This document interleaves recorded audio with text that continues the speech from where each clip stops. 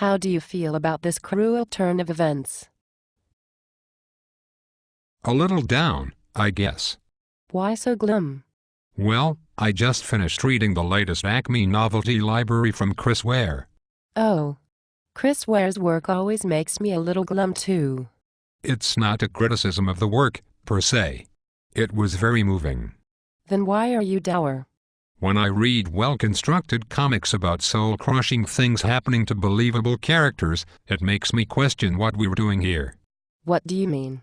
Well, I mean, look at us. I don't understand. What do you do? I commit crimes. And what do I do? You fight crime. And what do you do in response? I build impossible death traps for you to escape in order to show off your specific powers. That's part of what I'm talking about. Do you know how hard it is to show off my broccoli-based powers? That's why you are over a lava pit right now. To show how well you stand up to heat. Broccoli takes forever to cook. It's not that I don't appreciate the effort you put into this. Really. That's nice of you to say. I'm not just paying lip service. I know that being a supervillain requires a lot of capital investment. I have a minion who handles my financials, but I lost my ass in the stock crash of 2008. Please don't talk about your ass. You know it distracts me from the purity of fighting crime.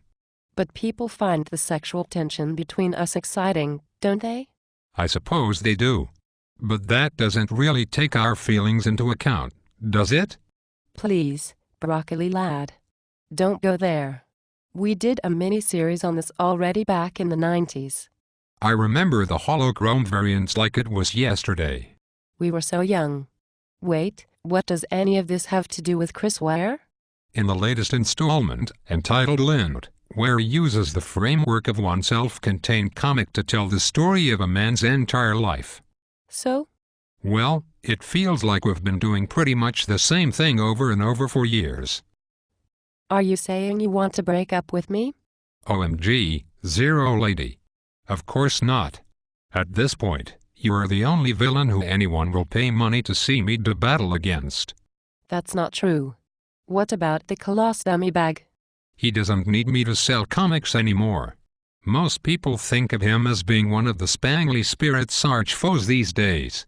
That's stupid. You guys used to really throw down. Well, apparently, no one wants to see the broccoli in their colostomy bag anymore. Anyway, I find it better not to dwell on the things I can change. Like being suspended in a cage over a fiery pit of lava. That would seem to be the most pressing thing right now, yes. I've got you where I want you, Broccoli Lad. Bwahahaha. See, like right there. What? It's like you were just going through the motions. Bwahahaha. Who says that anymore? How very like you to make this about me. You are not giving me much to work with here. I'm sorry.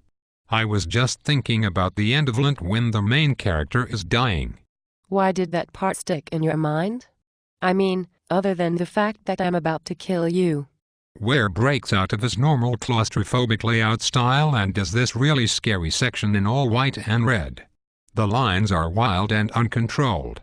Like Kevin O'Neill. Wild and uncontrolled, or Gary Panter. Wild and uncontrolled. Totally Panter. Chris Ware went full on Panter. It seemed like it to me. It frightened me. Never go full on Panter. He'll never win the Eisner now. That will only make him sadder and make his next book even more soul-crushing. You know, nihilism isn't a philosophy, Broccoli Lad. It's a cop-out. I have no response to that. Wait. Does that mean you are going to let me out of this cage, call me Brad, and maybe go on a date with me instead of continuing this murderous relationship? Not a chance. Die, Brad. Die.